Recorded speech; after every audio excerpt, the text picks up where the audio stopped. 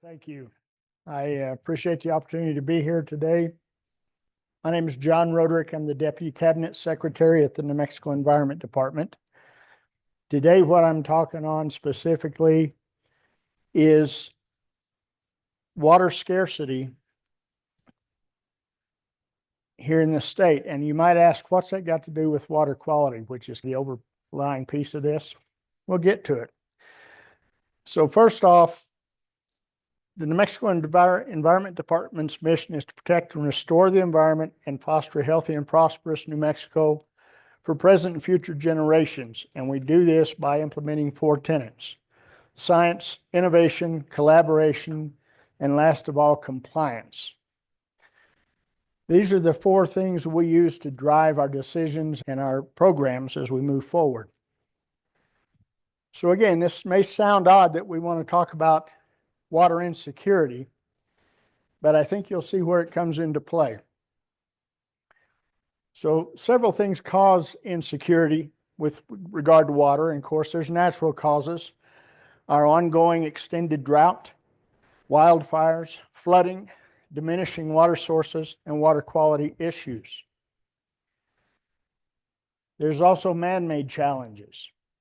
There's inadequate water and wastewater systems, improper operations, lack of appropriately trained operators, expanding residential and commercial demands, water management, regulatory uncertainty, and new and emerging threats. And we'll talk in just a little bit about emerging contaminants, but you may have in other presentations heard talk about cybersecurity. And this is an issue. It's something it's new for us here in New Mexico. We've not dealt with it a lot.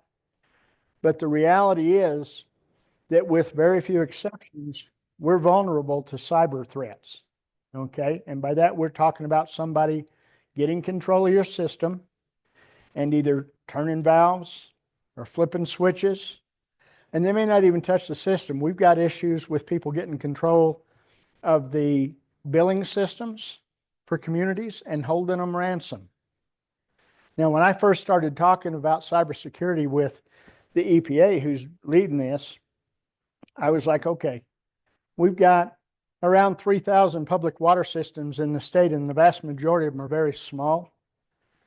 And I know for a fact for a lot of them, the only way they're going to get hacked is if somebody shows up with an axe, because they don't have any kind of SCADA systems. A lot of their billing is done by hand. But it's still an issue, right? And it impacts other things. And so we're looking at cybersecurity across the board. You don't think about the fact that as we modernize dams and things like that, there's automation that begins to come into play. And with that automation, your risk increases, that somebody could take control of it. So talking about what we need to do to reduce the stress on our water, very first thing is reduce existing water contamination. The problem we have is that here in New Mexico, we don't have a lot of new water, right? It's limited. I have communities over on the southeast side of the state that are on the Ogallala Aquifer, and it's estimated they've got about 10 years before it dries up. That's a problem, right?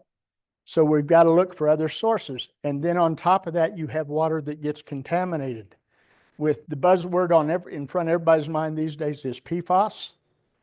And sadly, in that same part of the state where I'm running out of water, there's a significant contamination problem courtesy of the federal government. Still being dealt with, long way from being cleaned up. So one of the things that we're having to do is develop water reuse regulations. And last year, the Environment Department's Groundwater Quality Bureau started forward with a set of reuse regulations. It's a phased approach. We have to go in front of the Water Quality Control Commission. They're the ones that actually adopt the regulations that we then are able to enforce. It was a reuse regulation, but one component of it, and we'll talk about further on, is treated produced water. And it suddenly became a lightning rod regulation because everybody has an opinion and feels strongly one way or the other about any use of produced water, which typically comes from oil and gas production. Nonetheless, we moved forward with those regs. We went through several weeks of hearings and testimony. We're now waiting on the final report, and then the WQCC will render a determination on whether they're going to adopt the regulations we proposed, send us back to the drawing board. Jury's out. We feel pretty confident we'll get most of what we needed, which is good because the next phase of that reuse regulation has a wider impact on this state. And the first round was to set the framework. The other thing we're working with cities and counties on is expanding water conservation efforts. Because when it comes down to water in the state, and when you're in a situation where you don't have any more, you're not generating new water, you've got to conserve every drop. And one of the conversations that I got into with environmental groups and folks that were concerned about how we do reuse and why we would even consider alternative water sources, and that's a terminology you're going to start to hear more of. I explained to him, I said that at the time I was the Water Protection Division Director, I said, my job is to protect groundwater and surface water in the state, to protect it from contamination, but also to protect it from being completely used up, right? Because if we use it up, it becomes a moot issue. We're working with and adapting regionalization programs.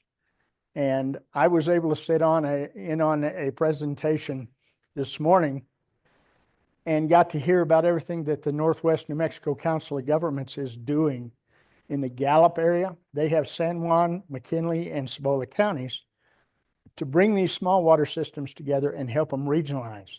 Not physically connecting pipes, but regionalizing resources. And of course, we're working on right now developing a surface water permitting system for New Mexico. Currently,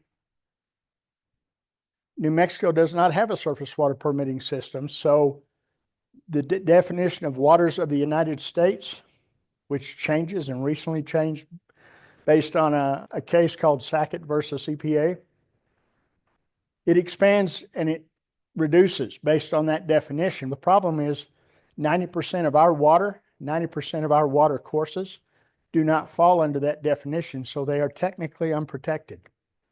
The surface water permitting program that we're putting together, and it's in the developmental stages right now, we're hoping to go to the legislature this next session to get statutory authorities, will protect all of those. It's going to be the thing that it doesn't matter what the definition of waters of the U.S. says, our regulation will protect everything else.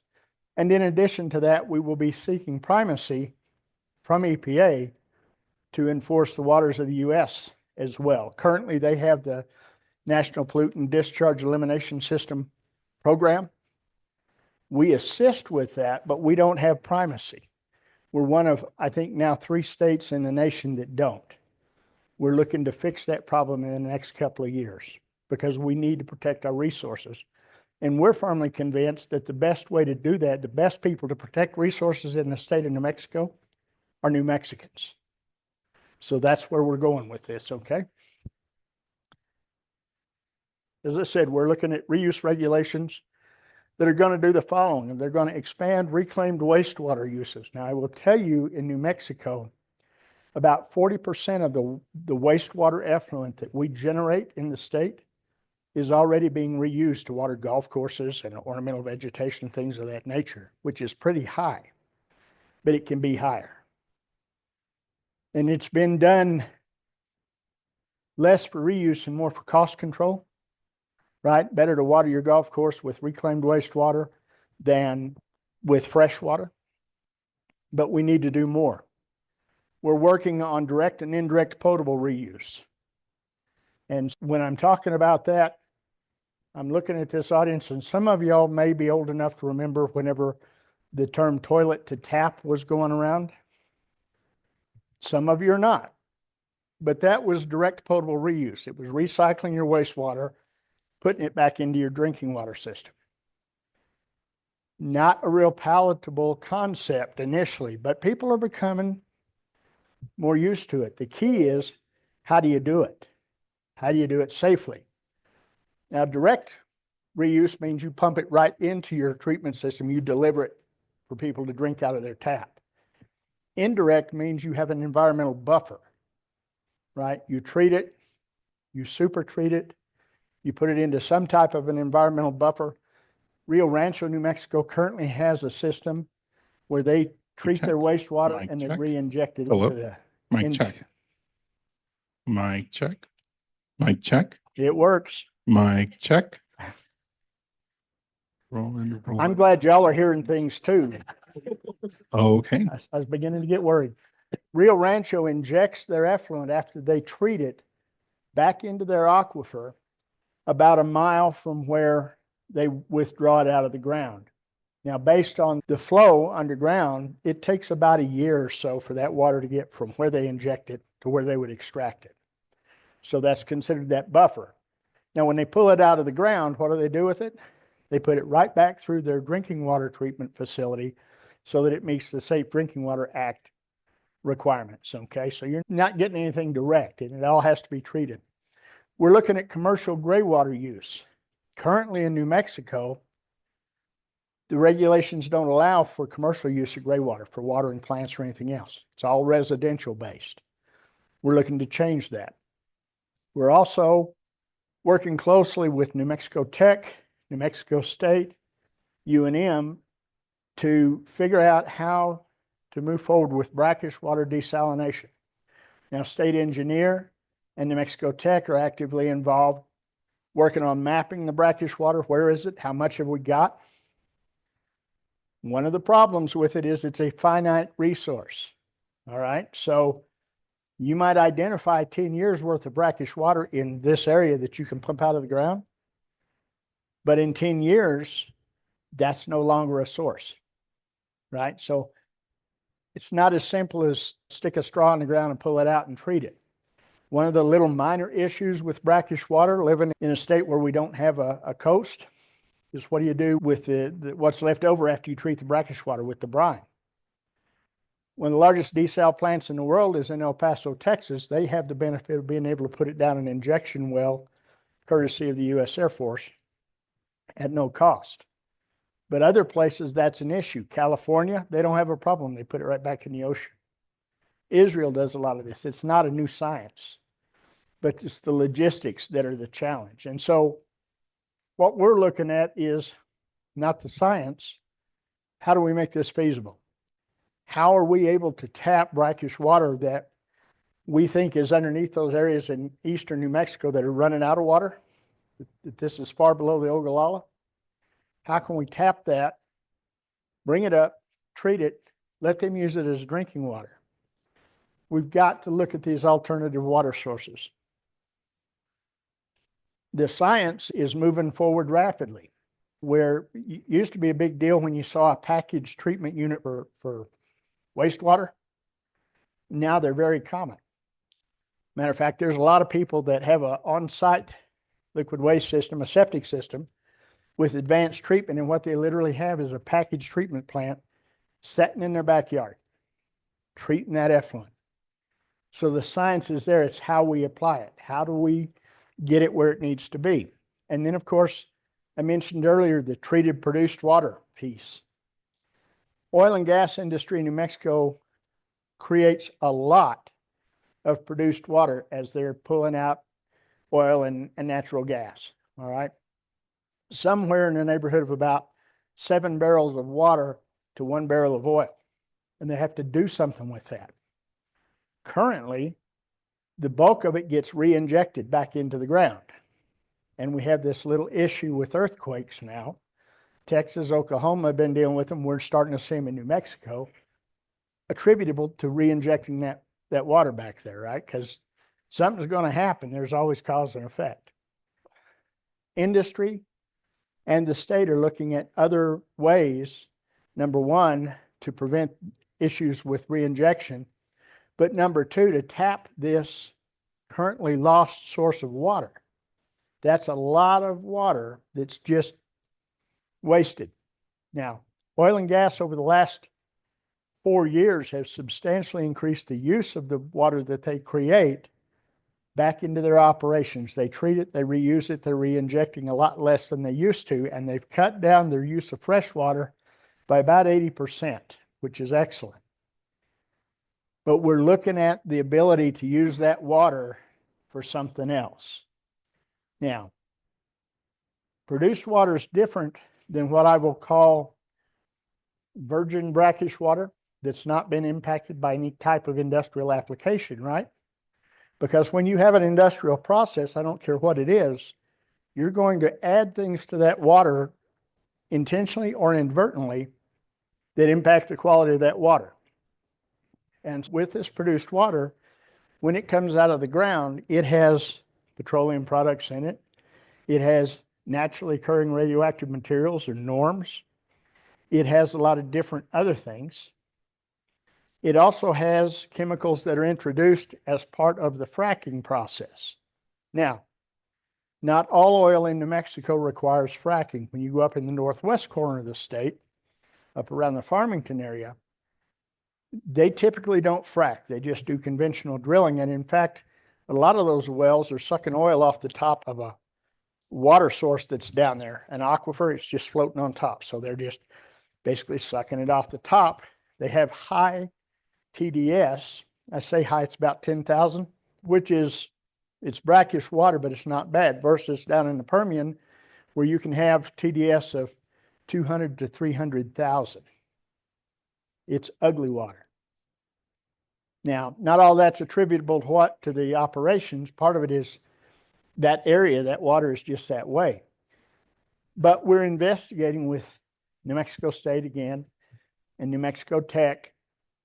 What are the mechanisms to potentially use some of that water, treat it to a level where it can be used in industrial applications, all right, for making some type of industrial products, for using in cooling towers, cooling systems. We're getting a lot of the big companies coming in now with the data centers that require a lot of water to keep them cool. We prefer to figure out how to use something that's normally just going to be wasted instead of using fresh water to do that. Now, I will tell you, we're not popular with a lot of people for even considering that. But as I said, I feel like we have an obligation to explore every avenue to protect and expand water in this state. All right. Doesn't mean we're going to get there, but we got to look. So when we talk water conservation, we're talking voluntary measures, mandatory measures. Depending on where you live, you may have some of that occur. In Albuquerque, where I'm at, they've not been enforcing real hard, but they need to. If you've got lawn, you water certain days of the week during the certain times of the year, which is good.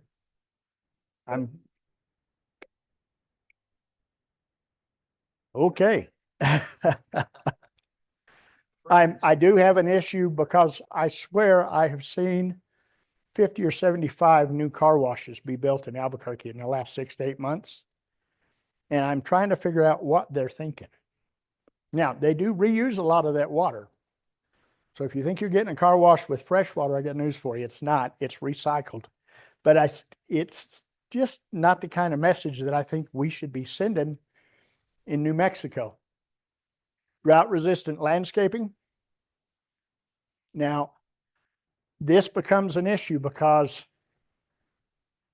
some people's concept of drought-resistant landscaping is I'm just going to asphalt my entire yard, or I'm going to put down plastic and gravel and call it good.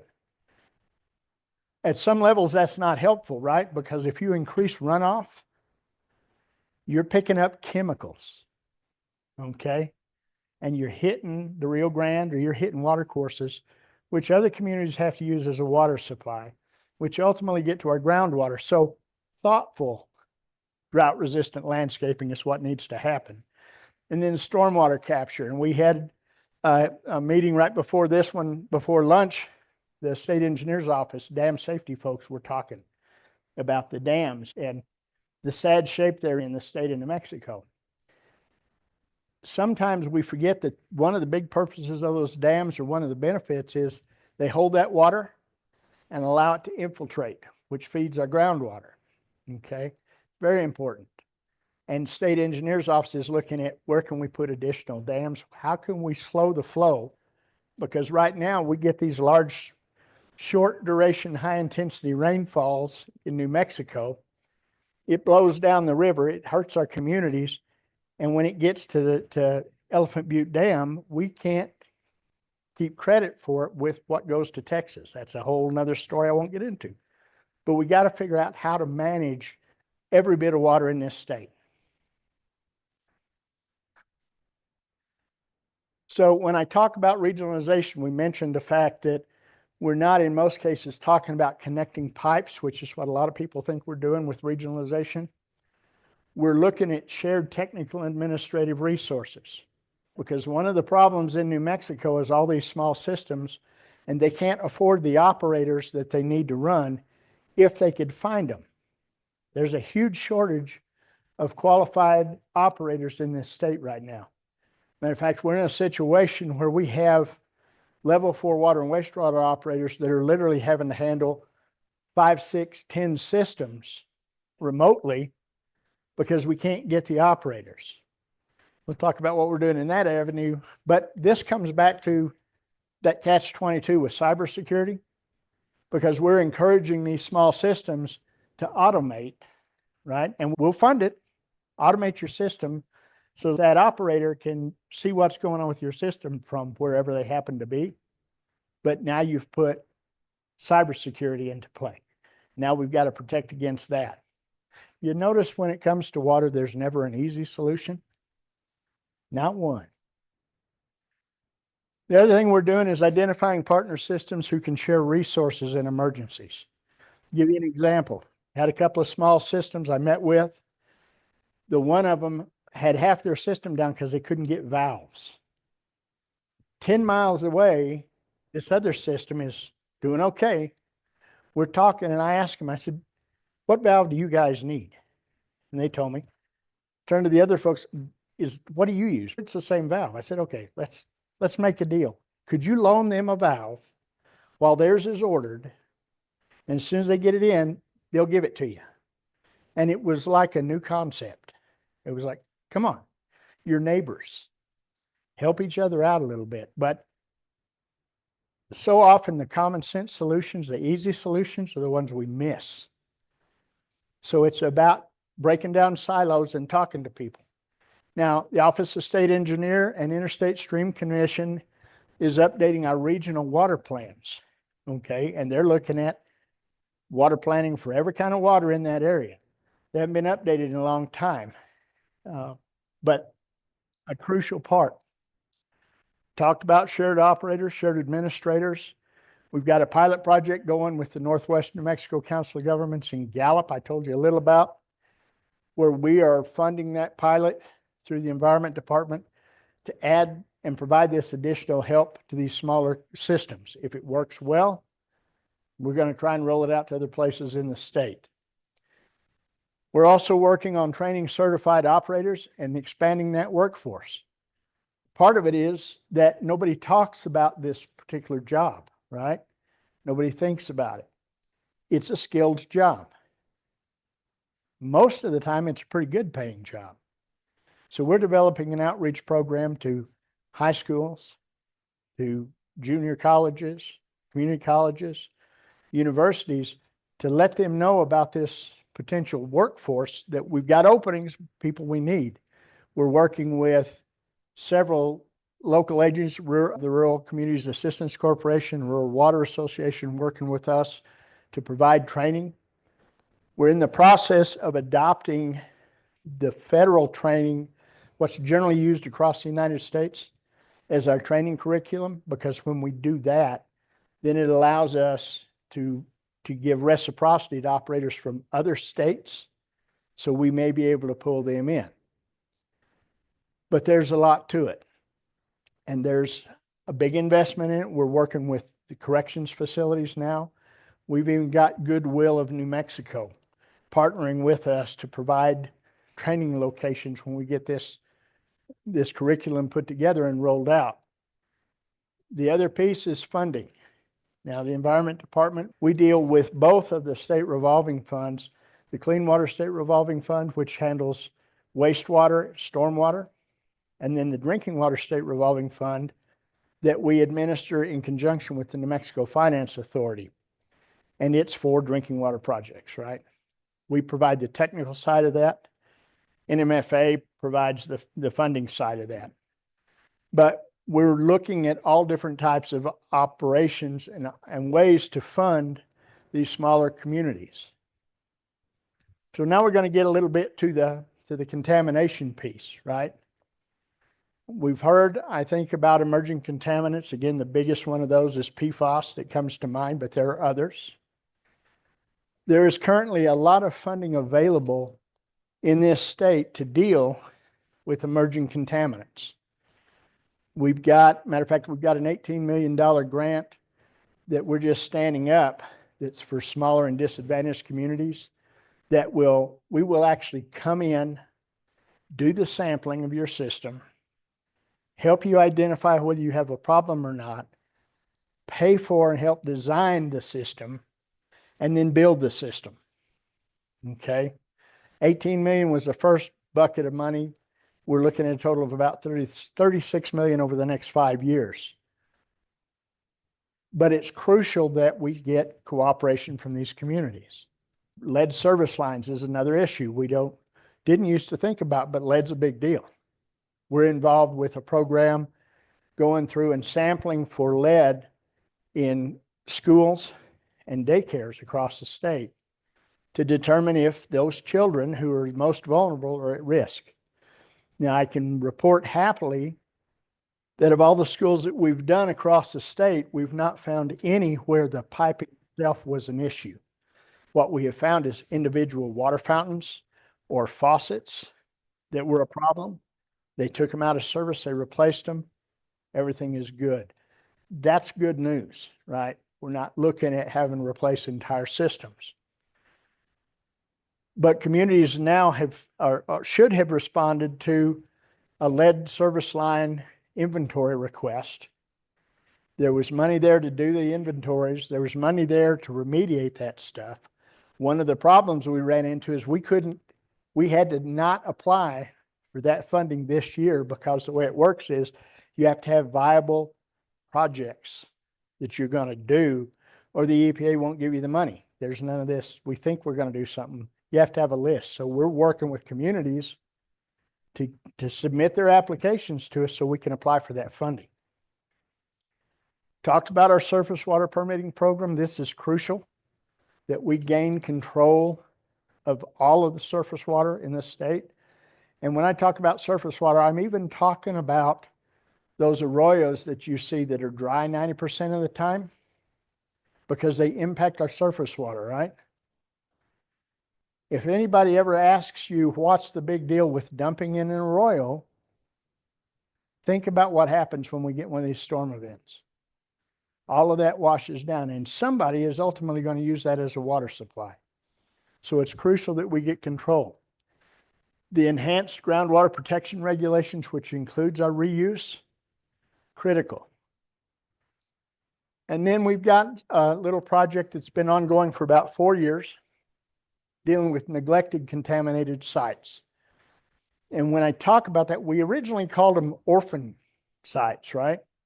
But then we found out that the Oil Conservation Division referred to orphaned wells, and that was confusing the legislators.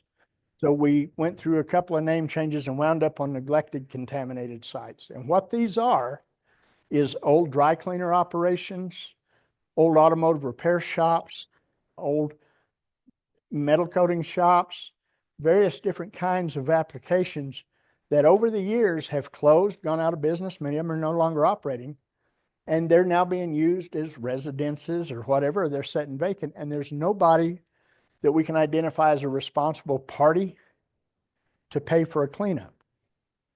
And we haven't had funding to do that. We've done a few pulling money from other places to try and identify some of them. We recently did one in Albuquerque that's now going to be listed as a state or as a federal Superfund site because it rose to the level that it qualified. Most of these won't. We've identified over 300 of those sites across the state. And we did this 4 years ago. Last year for the legislature, we provided every legislator a copy of that report, and we threw a little curveball with it. At the back of the report, we identified every site, every location, everything that was wrong with that site, and who the legislator was for that particular site. We made it personal. And this year, we're looking at asking for $150 million to go into a fund that will effectively create what I'll call a state superfund program that will allow us to go to these sites, investigate them, determine if we do in fact need to do a cleanup, and actually pay for that cleanup if we can't identify a responsible party. Because at the end of the day, it doesn't matter who's paying for it. Our public, our people are at risk, and so we're going after those sites. It's been a challenge, but we're getting there. One of the other things that has been beneficial is the governor's 50-year water action plan that came out last year around the session. If you haven't read that plan, I'd urge you to take a look at it. It's available on our website, on the Gov's website. One of the great things about it was what it captured was some specific things that we were already working on, like these neglected, contaminated sites, cleaning up that groundwater contamination, doing something with surface water permitting, dealing with reuse. So it supports a lot of what we're doing. That makes it easier for us when we go to the legislature to get funding, because it, by golly, it looks like we're all on the same page. And I believe that we are. But I encourage you to look at that. Again, we talked about the need for the surface water permitting program to get control of all the water in the state and all the waterways in the state. And then our regional water planning efforts.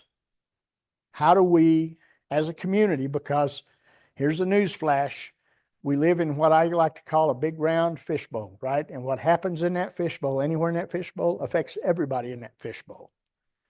And so what happens with water anywhere in this state ultimately is going to affect all of us, right? If it's not any more than it's pulling resources from point A over to point B to help with a problem, be it flooding, be it fires, whatever it might be. We have to manage this together. We have to do this making sure that we do no harm to each other.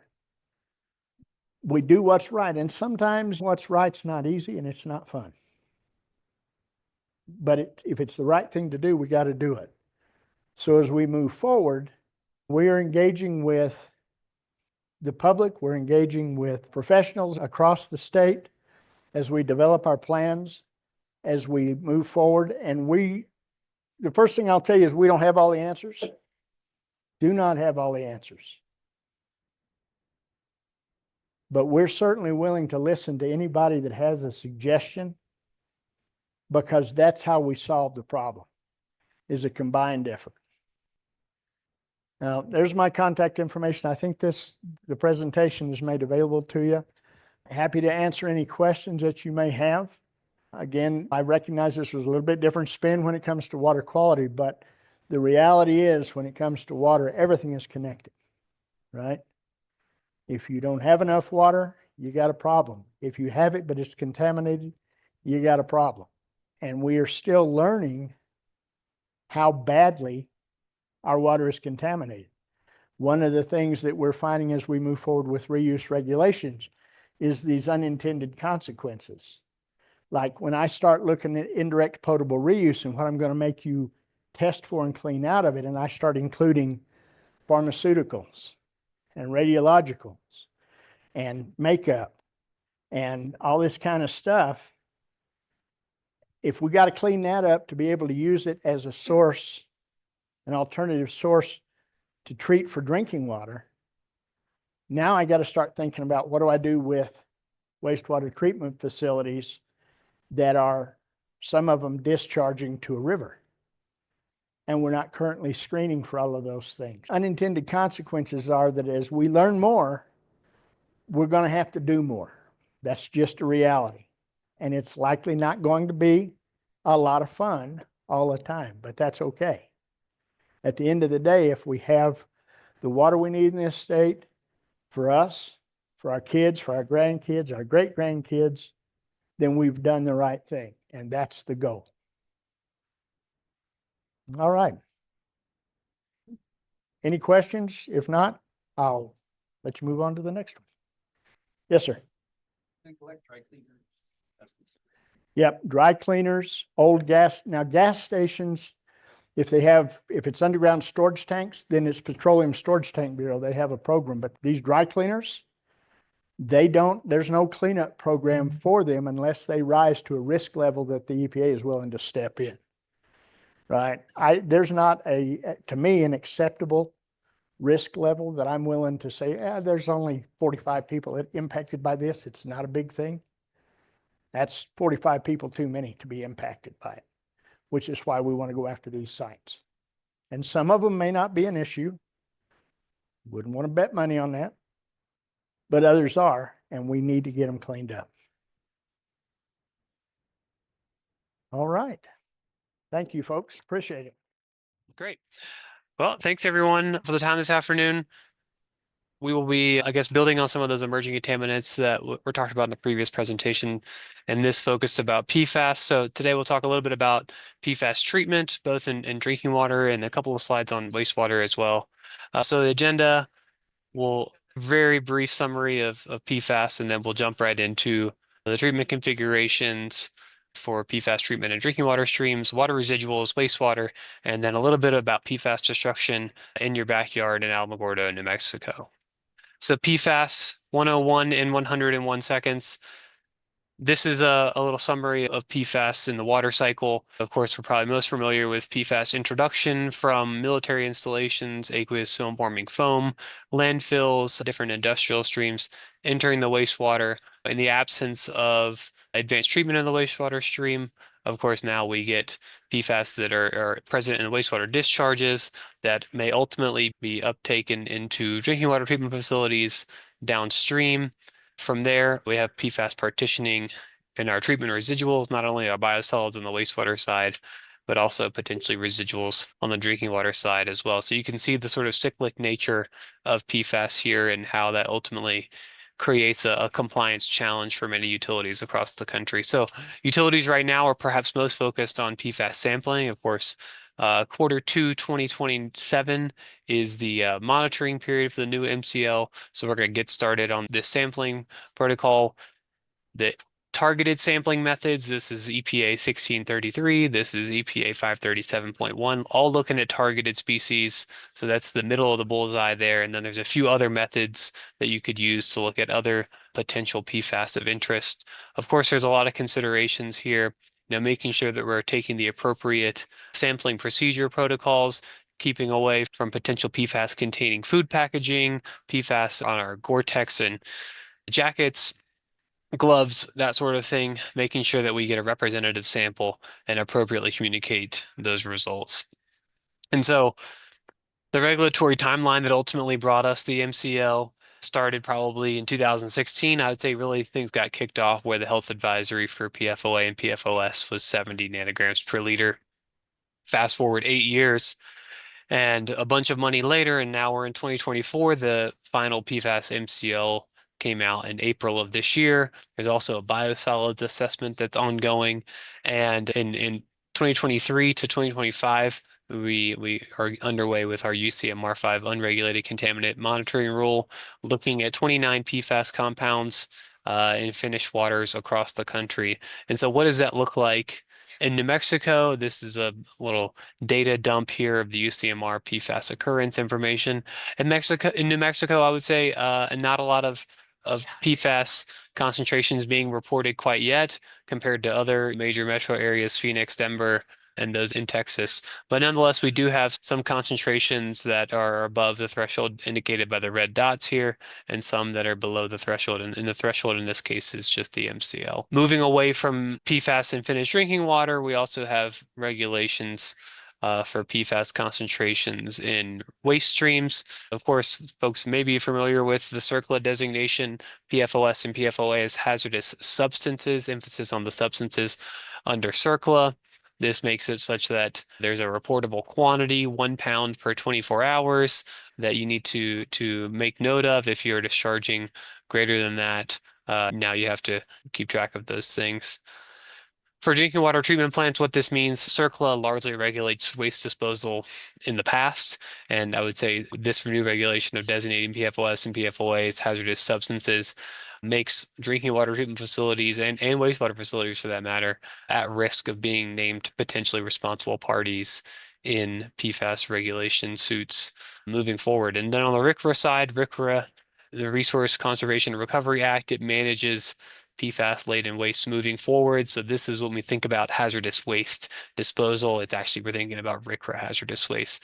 In January of this year, the EPA listed 9 PFAS species as hazardous constituents. So what does that mean? It means that these compounds are to be regulated for existing RCRA subtitle C, that is hazardous facilities, but might not be regulated as hazardous waste quite yet. So this is the sort of groundwork, the CERCLA and the RCRA hazardous constituents regulation. Of course, there's more work to be done to ultimately designate PFAS as hazardous wastes, therefore really changing the residuals disposal paradigm in the water sector.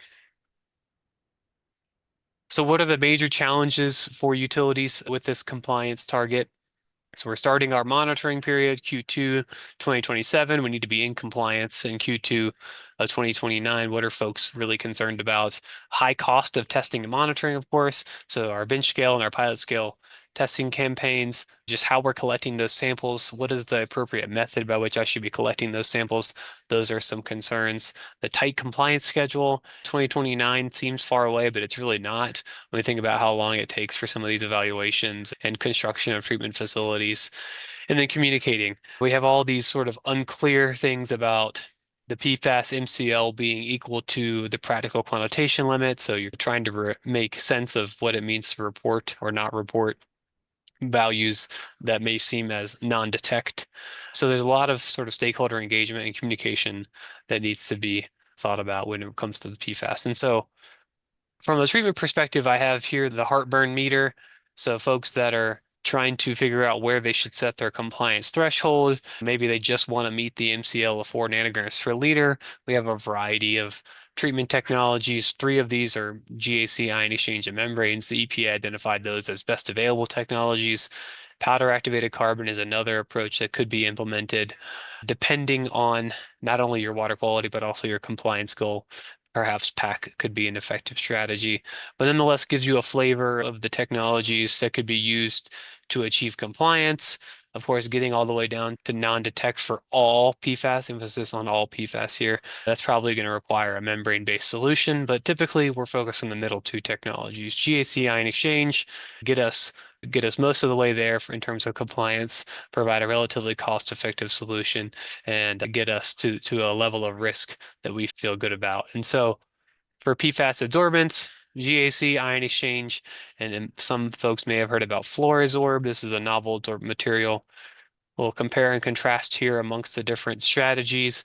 GAC and ion exchange can be applied GAC in gravity contactors or pressure vessels, ion exchange only in pressure vessels. GAC has backwashing capabilities, ion exchange does not. And perhaps the thing that folks are most excited about is you could reactivate your GAC and use it multiple times over, whereas ion exchange, while it might have a longer bed life, is typically single use and is landfilled and incinerated after the fact. And so for folks who might be considering a PFAS adsorption treatment strategy, where should they start? I would start with just an alternatives analysis looking at the implications of PFAS treatment on your system. So maybe you have a groundwater system here and they have some PFAS concentrations. Maybe you're just trying to map the relative PFAS accumulation in the system and you set your water treatment goal. You want to be 3 nanograms per liter. That's under the 4 nanogram per liter target. So now we're good. We try to characterize some of the other water quality parameters of interest, fairly low DOC, maybe we have moderately hard water. And here we go. Now we have some water quality parameters to work with and some treatment goals for which to evaluate our treatment technology. So where would we go next? We might start with a digital modeling approach, just simple desktop approach, we solicit model outputs for ion exchange from different vendors. We might be able to deploy some internal models or some external models for GAC. This gives us an idea of how long our GAC is going to last, what's our changeout interval, how much is this going to cost moving forward. This can be done in a matter of weeks. It enables us to simulate a ton of water quality conditions and a ton of different compliance thresholds to really narrow down our testing approach. And so what can we do with a desktop approach? We can select the right carbon potentially or ion exchange product. This will help us narrow down the list of alternatives for treatment that we might be looking at.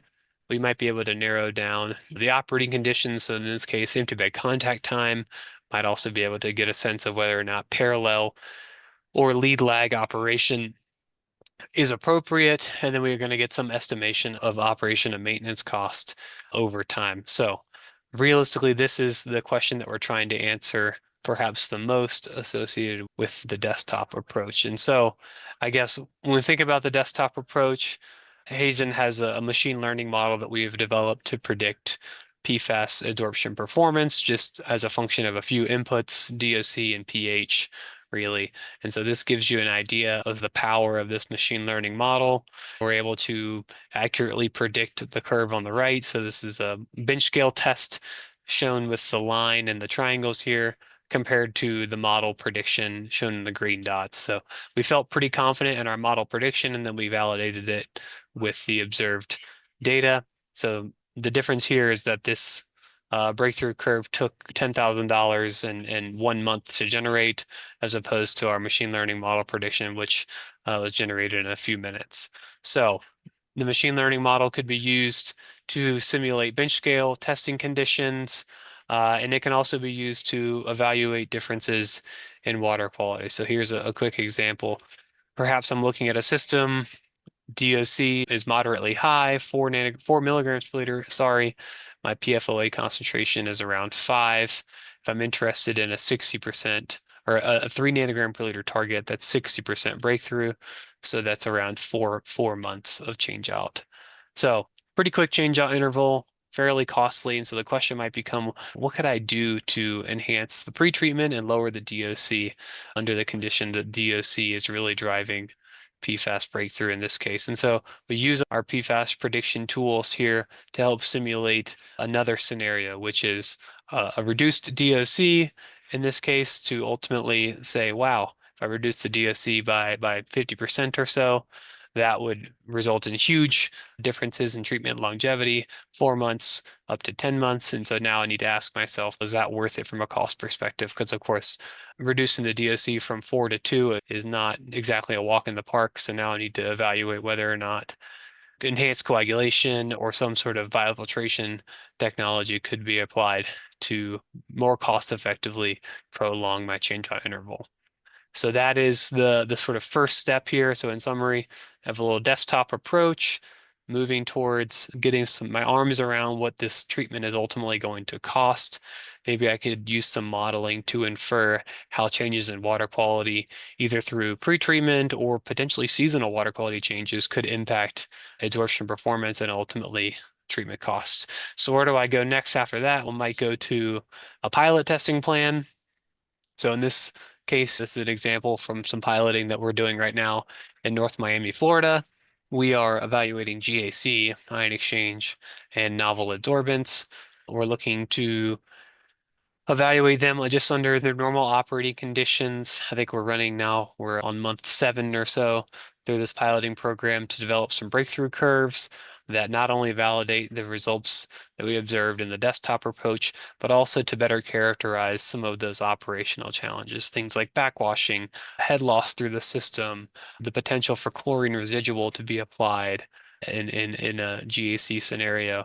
So trying to answer some of these more operational questions in a pilot is definitely worthwhile and something that is a good logical next step for PFAS treatment programs. The next question is, what is the best operational strategy for me? Is it lead lag or is it parallel? For pressure vessel systems, a lot of folks, particularly in the West, favor this lead lag configuration. Enables us to treat to very low PFAS concentrations. I can exhaust the entire lead bed of the vessel to achieve higher immediate utilization rates. It's very easy to permit because now I am promising that I'm going to be at very low concentrations of PFAS coming out of the lag vessel. The cons, of course, a larger footprint and higher cost. If I'm running these systems in parallel, maybe I need to get creative about blending, and I need to get creative about which wells are or which vessels are online or offline at any particular time. And so one question that we often get is, how can I increase my adsorbent longevity? So my GAC only lasted me 6 months. What can I do to make it last longer? For starters, I could extend the empty bed contact time.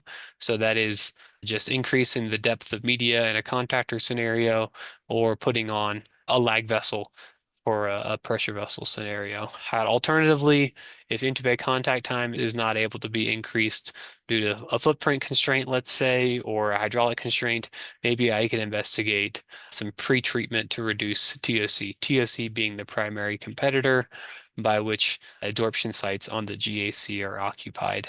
So maybe I'm looking at coagulation, ozone biofiltration, some technology to reduce the competition prior to the PFAS treatment step. And what do I do after my adsorbent is for GAC? I often favor the reactivation approach. This is offered by a lot of vendors. It's this high temperature, results in some carbon loss that I need to make up with a virgin GAC. It may destroy PFAS, and it may be suitable as a hazardous waste disposal. That emphasis on the may be suitable. Right now, there are not any GAC reactivation kilns that are both NSF 61 certified and WRRI Subtitle C facilities. So within this category, maybe there's another alternative. We could look at pooled processing of our GAC versus the custom municipal reactivation solution. For ion exchange, the two most common alternatives are incineration and landfilling. Probably most favor the incineration approach, so sending them to a hazardous waste incinerator. The vendors will give you a certificate of disposal for those facilities. So not a certificate of destruction, but a certificate of disposal. And then the landfills are sometimes tricky just because you're telling them that you're going to put PFAS in the landfill, and they don't like that. So yeah, there's some uncertainty about that. Pre-treatment. So typically for pressure vessel installations, we often recommend cartridge filters at the very bare minimum to mitigate head loss.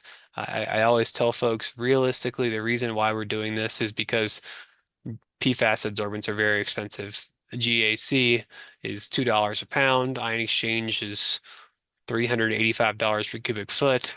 These are really expensive, and I don't want to change out the GAC or resin for any other reason than PFAS breakthrough. So I need to do everything in my power, i.e. cartridge filters, potentially an acid feed system, to make sure that the GAC or ion exchange lasts as long as we hope it can for PFAS and does not need to be prematurely changed out for anything else. Some of the other considerations that are often of interest on the drinking water side is really about GAC startup or backwashing of the different adsorbent systems. So they often recommend some waste tank to handle these residual streams. Hopefully there's a sewer connection. If not, maybe we could truck those residuals off-site or recycle them or dilute them. For GAC, folks are often concerned about arsenic leaching in virgin GAC startups. So maybe we have to manage the arsenic containing waste for the first couple bed volumes. Nitrate peaking, if you have high nitrate concentrations on the GAC, perhaps you might have a nitrate problem that needs to be mitigated as you start things up. And then ion exchange is just a fairly small quantity forward flush that you would use to place the stuff into the resin into service. And we could continue to monitor water quality associated with that as we get things moving. So that is the PFAS treatment and drinking water story. And now we'll talk a little bit about PFAS treatment in wastewater. Of course, we have to start by just characterizing the problem here. PFAS are, as I mentioned earlier, ubiquitous in the water cycle. Generally, wastewater facilities are not producers of PFAS. We call them pass-through facilities, i.e. they take them from some other discharge. You can see the range of discharges listed here in the table. So landfill leachate, for instance, contains a ton of PFAS. the pulp and paper industry, potentially textile industry, laundry cleaning services, all these places dumping PFAS into the wastewater plants. And of course, there's some transformation that could happen within the facility. And ultimately, the occurrence of PFAS showing up in the effluent. So this graph on the bottom right here is total measured PFAS concentrations, emphasis on measured there, and we see a change. So lower influent concentrations than effluent concentrations. This is extremely common nearly all over the country. We're seeing greater PFAS concentrations in the effluent due to transformation of PFAS within the wastewater treatment facility. And a little bit of a story here about a case study that we have going on in California. We did some source investigation. We found out that nearly 90% of the PFAS contribution from this facility was due to a nearby Air Force base. We ran an alternatives analysis doing some bench scale testing of different adsorbents. And there you can see the breakthrough curves. And ultimately, we moved into a pilot scale testing scenario to evaluate the treatment longevity of an adsorption-based treatment solution and also the need for pre-treatment in this treatment scenario. And the results are shown here. So we needed a pilot pre-treatment train composed of rapid mix, flocculation, sedimentation, and cloth filtration. After that, we used a PFAS adsorption train comprised of both GAC and ion exchange in series. So looking at 20 minutes of contact time for GAC, followed by 10 minutes for ion exchange. The pre-treatment train in this case, again, was to target that TOC and also some algae growth that we were observing within the system. So looking at the pre-treatment side of things, the main point here is we need to remove the competitive adsorbates in this water prior to PFAS adsorption to make sure that those PFAS adsorbents are doing their job, which is pretty much exclusively to remove PFAS and try to put the burden on TOC and algae cells for another treatment technology. So that's some happenings on the wastewater side. And then our last session here is about PFAS destruction and residual streams. This is a partnership that Hazen has going on right now with the U.S. Bureau of Reclamation. So we are looking at electrochemical oxidation of PFAS in membrane concentrate streams. So this is a research project that's going on at Bergendorf in Alamogordo. We've been at Bergendorf since June piloting this technology in partnership with the University of Texas at El Paso.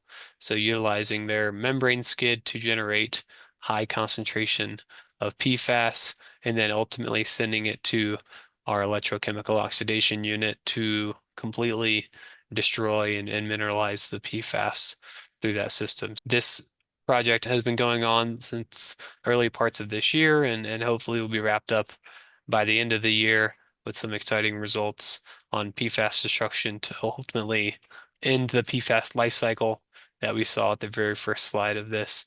We have to get rid of the PFAS somehow, and destruction technologies like electrochemical oxidation perhaps offer that solution for us. So I guess on the last notes here, in conclusion, I guess the thing that we often are most concerned about is just looking at the world of options for our treatment technologies, doing some desktop approach or bench scale testing, just understand the viability of each of these technologies and screen them down to ultimately weigh the cost and benefits of each technology and to converge on a single path moving forward. As a lot of folks are starting to get started on their PFAS journey, think about all of these different components here as in ultimately guiding the technology selection. I know we flew that in 25 minutes or so, but happy to take any questions that folks have. Hello, everyone. My name is Justin Nichols. I'm a junior hydrologist with the New Mexico Water Science Center. I'm here to talk to you about some of the work we're doing at our center, specifically leveraging conservative tracers, stable isotopes, and microbial source tracking to be able to identify some of the sources and invasive nutrients within the Animas River. I first want to give thanks to my amazing team, as well as the Southern Ute Tribe. Their work has been instrumental in this project. So first, a quick background is why we're concerned about nutrients within our rivers and waterways. That's because excess nutrients, often from anthropogenic sources, can lead to impaired water quality. This could come in the form of eutrophication, which can lead to hypoxic or anoxic dead zones occurring, as well as harmful algal blooms, which can have a direct impact on water quality. An example of this or case study is the Mississippi River, which is estimated to transport approximately 900,000 tons of nitrate annually. And this leads to a hypoxic dead zone occurring within the Gulf of Mexico. Now, this isn't just an isolated event. In fact, majority or a large part of our rivers within America experience some form of elevated nutrients. And this has led to research and implementation of best management practices to be able to mitigate the negative impacts of excess nutrients within our river system. However, many of these best management practices rely on being able to identify the primary source of nutrients within your watershed. For example, a point source can often be treated on-site with water treatment technology. However, diffuse sources, you might have to be relying on policy changes or ecosystem services and functioning to deplete the nutrients before they're accumulated in our lakes and estuaries. Now, when you're dealing with a large-scale watershed, this becomes inherently complex because there's a lot of spatial heterogeneity. There's a lot of different variation in land use, as well as there could be multiple sources. However, at the USGS, we do have some tools we can leverage to be able to identify primary sources within a large-scale watershed. The first is we can use conservative tracers, specifically looking at nitrate chloride ratios to be able to qualitatively fingerprint potential sources within a given water sample. And these nitrate chloride concentrations are being analyzed at our National Water Quality Laboratory in Denver. But we can also leverage nitrate stable isotopes with a Bayesian mixing model to be able to quantitatively give us a percent or estimate a percent contribution from any given source within a water sample. These nitrate stable isotopes are being analyzed at our Reston Stable Isotope Laboratory. However, both of these methods have difficulty being able to separate out fecal end members. And this is important if you want to know if your nutrient sourcing is coming from manure or, let's say, domestic sewage waste. So we can leverage some of the expertise that we have at our Ohio Ohio Water Microbial Laboratory to be able to perform microbial source tracking. And this allows us to be able to separate out those fecal end members that both stable isotopes and conservative tracers has difficulty doing. And together we get a holistic multi-tracer approach to be able to identify primary sources of nutrients in a large-scale watershed. And since these methods are independent from one another, ideally they should converge to somewhat of the same conclusion. So we'll be utilizing this methodology within the Animas River watershed. The Animas River is a fifth-order perennial river that flows between southern Colorado, starting upstream of Silverton, to northern New Mexico at the confluence between the Animas River and the San Juan River in Farmington, New Mexico. It has a relatively large watershed of 1,300 square miles. And in this watershed, we have varying land use, geomorphology, as well as terrestrial biomes. Now, to be able to understand some of the spatial heterogeneity, we took 9 sampling sites, with our most upstream site occurring 20 miles upstream of Durango, Colorado at Baker's Bridge, and our most downstream site at the confluence between the Animas and San Juan in Farmington, New Mexico. And within each 12 sampling sites, we took a sample at approximately a monthly interval to understand seasonal changes for about a year period from June of 2021 to August of 2022. So moving forward with our statistical analysis and modeling, we need to be able to delineate between space and time to be able to understand those temporal and spatial changes. So to do this, we ran Ward's cluster analysis, which is a statistical method of being able to find similar things or things that are statistically similar in a large data set. First, our catchment characteristics. And this produced 4 distinct study reaches, that being an upper study reach, which is upstream of Durango, Colorado, and an urban study reach, which combines or which includes the sites within the city limits of Durango, Colorado, as well as a middle study reach, which is at the confluence between the Animas and Florida River, and finally a lower study reach between Aztec and Farmington, New Mexico. We also performed the same Ward's cluster analysis on our nitrate stable isotopes and found 2 statistically distinct seasons, that being what we refer to as a wet season from May to September and a dry season from October to April. And this is important because we'll be using this classification or categorization moving forward. So first, let's look at nutrient loads. Because we took all the samples concurrently, we could get a synoptic of what is occurring within this watershed. And thus, by looking at nutrient loads, we can start using math balance to understand where we might have inputs or losses within the river continuum. One thing that we do see for most of our nutrients to include dissolved organic carbon, nitrate plus nitrite, and total phosphorus is we generally see increased nutrient loads during the wet season with higher flow, which can indicate that nutrients are being mobilized during these high flow events. When we look at spatial trends, we generally see an increase in nutrient loads as we move from upstream to further downstream. Again, this could indicate that there could be additional inputs throughout the entire river continuum that are continually increasing that nutrient load. Co-occurring with the increase in nutrient loads is we generally see an increase in our chlorophyll load. And this is important because chlorophyll we can use as a surrogate for our overall autotrophic or at least mobilized autotrophic community, such as algae. But that doesn't really let us get into what are the primary sources that could be increasing these loads, because we're not trying to look at changes of load and correlate that to changes in land use. Instead, what we'll do is conservative tracers, specifically nitrate chloride ratios. And that's because known end members of nutrients, such as atmospheric deposition or sewage input, have unique signatures or ranges when it comes to these conservative tracer ratios. So we can overlay our samples as to gain a qualitative fingerprinting method to gain an understanding of what are some of the sources within each water sample or within each study reach.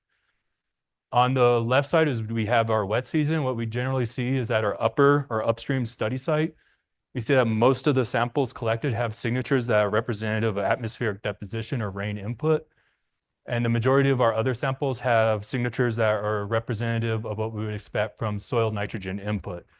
There is a few samples specifically within our urban and lower study sites where we have samples that lie up between the interface between soil nitrogen and sewage input.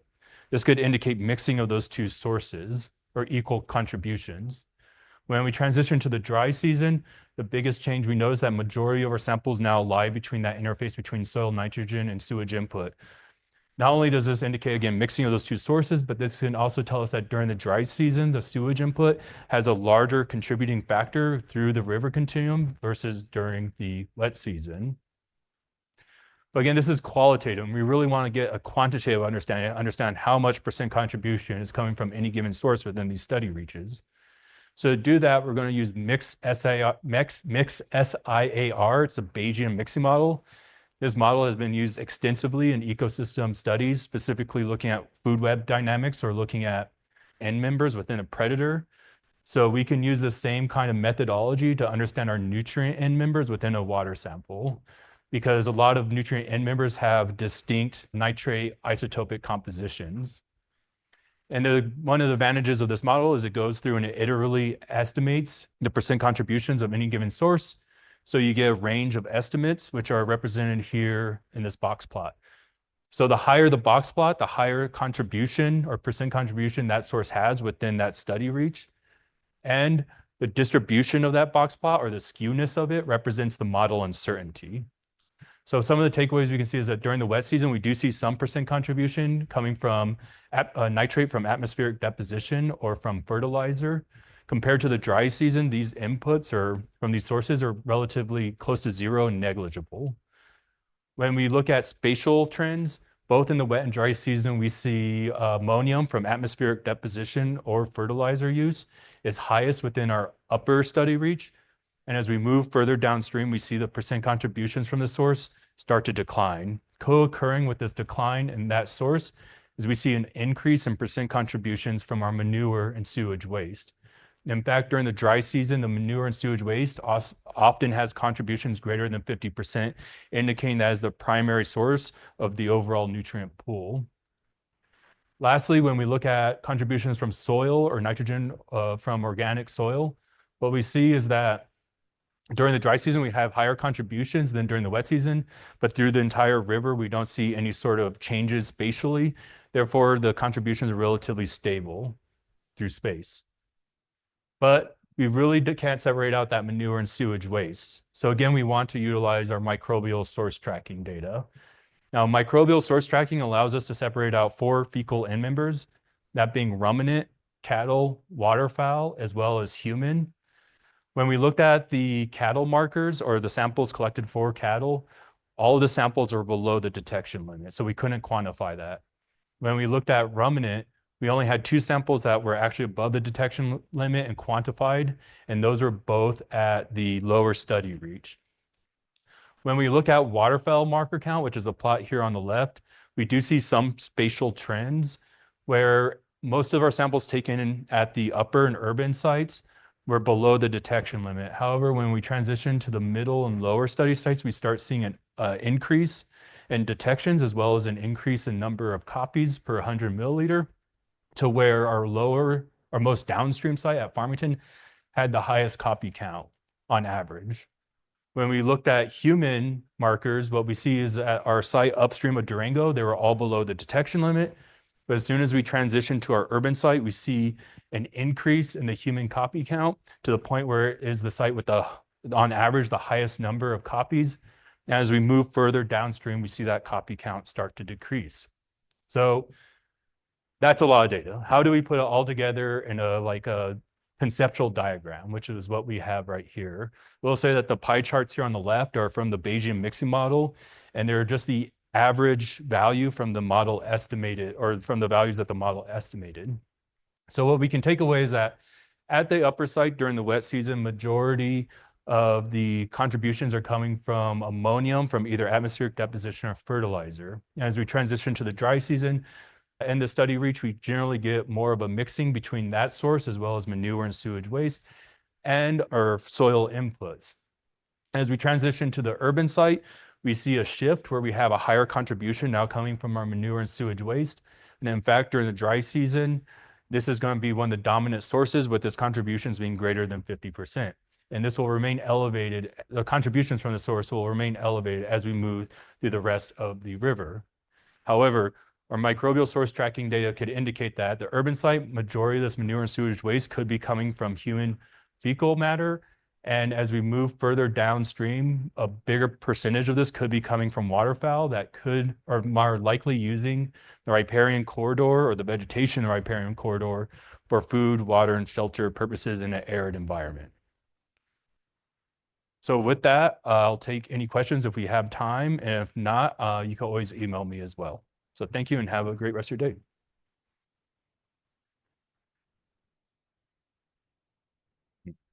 Getting bigger and go down. Yeah, significantly, I would say the most, like when it comes to the, let's say, manure and sewage waste input, is that like the source you're referring? Oh, the total amount. So when we would look at, let's say, nutrient loads, I think that's a better way you can look at total amount, because that's mass through time. And what we do see is with the majority of our nutrients that we're sampling for, like dissolved organic carbon, nitrate, and total phosphorus, is we generally do see an increase of mass moving through the system as we move further downstream. One of the exceptions to this is actually our nitrate plus nitrite during the wet season, where we do see a decrease in mass and between the middle and lower study reach. When looking through the data, through the nitrate stable isotope composition, we can look at ratios to understand if there's denitrification or assimilation occurring. And within that study reach, specifically the lower site, we did have some indication that assimilation could be occurring, which could possibly be the mechanism for that decrease in nutrient loads. Great, thank you, and have a great rest of your day. My name is Erin Gray. I work at the New Mexico Water Science Center. I'm a hydrologist like Justin, and I'll be presenting on passive flux meters and a flux-based approach to groundwater remediation site assessment. And also, I think hopefully you guys can stay until 3:30 when the poster session starts, because we do have one more talk after mine. Okay, so I'll get started. Specifically, I'll be introducing what a flux-based site assessment means. And also I'll introduce the passive flux meter, which is a technology that can be used to directly measure both groundwater fluxes and contaminant mass fluxes. And I'll also be discussing how flux-based site assessment can be applied to a PFAS contaminated site, as well as introducing a case study in New Mexico where we've done just that to assess a PFAS contaminated site using passive flux meters. Before I launch into flux-based site assessment, I'll give a history of what that means and how we got to this point. And it really starts with the adoption of CERCLA in 1980, which really established that the target of groundwater remediation was restoration to drinking water standards. And that goal really drove the broad application of pump and treat, whereby some contaminated groundwater is pumped out of the ground, generally treated at the surface, and then possibly re-injected. However, and that seems like it would hit that target of restoring to drinking water standards. However, by the mid-1990s, there was a lot of evidence mounting that this method was ineffective at treating sites within sort of relevant timeframes like human lifespans, and particularly was ineffective at sites contaminated with organic contaminants. So the reason for that really stems with source zones. So a source zone really is any subsurface zone that acts as a reservoir that sustains a contaminant plume. Now, when we think about organic contaminants, we're thinking about non-aqueous phase liquids, right? So these separated liquids that can be in the vadose zone as well as in groundwater that are maybe contaminates into groundwater. However, not all source zones are phase separated NAPLs. You can also get contaminants sorbed onto sediment grains that can act as a sink that sustains contamination over time.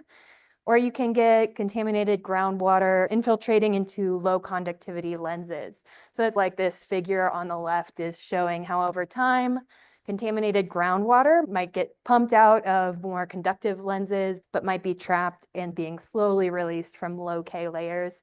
And that would really result in these sort of long-tailed of low concentrations, but long cleanup times.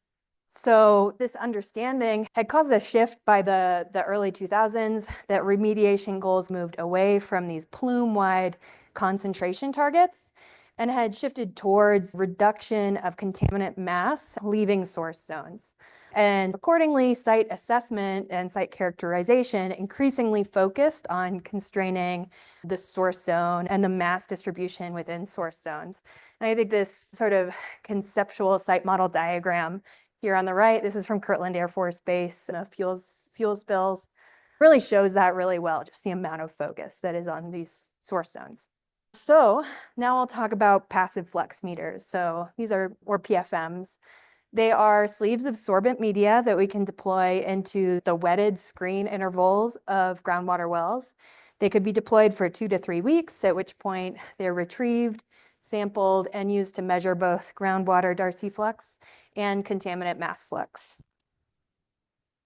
So how does that sorbent media do that? If you look at these two little diagrams and think of them as like a cross section of that sorbent media, first, before we deploy the PFM, that sorbent media is preloaded with a suite of alcohol tracers that as the PFM is sitting in the well and exposed to just the ambient groundwater flow, those tracers are desorbing at a rate that's proportional to groundwater flux.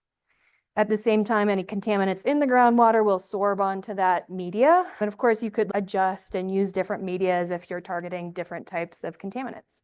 Here's just sort of a diagram showing how you might deploy PFMs. I really wanted to point out that you can deploy multiple PFMs into one well. You're just constrained by how much weight you can pull up and also by your screen length.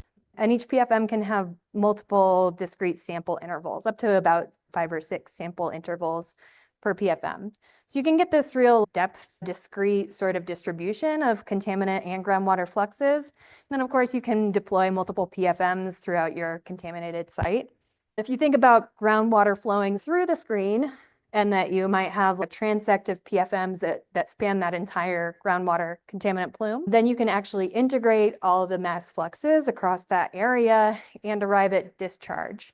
So that would be contaminant mass discharge with units of just mass per time.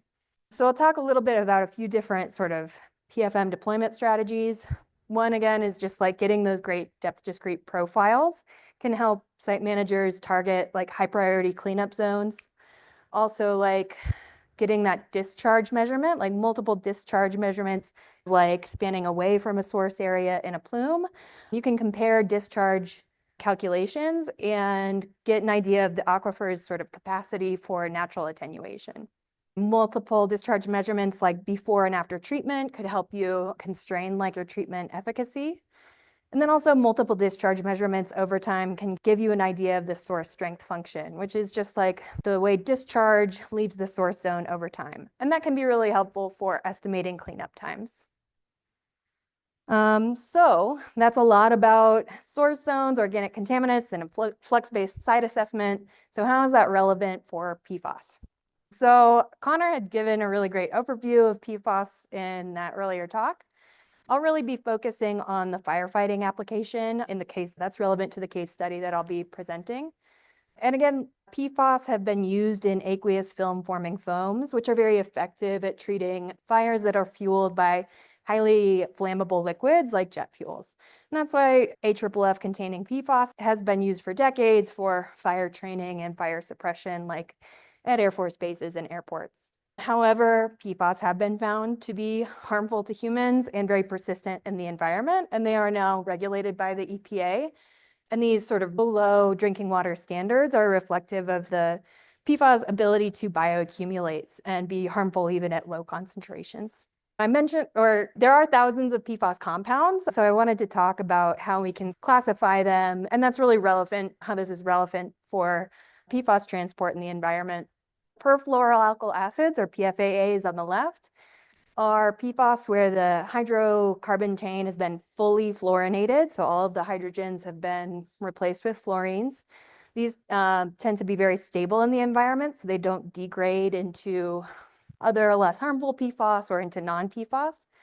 And they can have different functional groups. The functional group sort of head on that hydrofluorine chain or carbon fluorine chain that can influence how these different PFAAs can interact with environmental media, and that, of course, impacts transport. Also, within each type of PFAA, each type of functional group, you can have different carbon chain lengths, with the sort of shorter chain molecules tending to favor electrostatic interactions, and the longer chain molecules, or PFAS, tend to be more hydrophobic.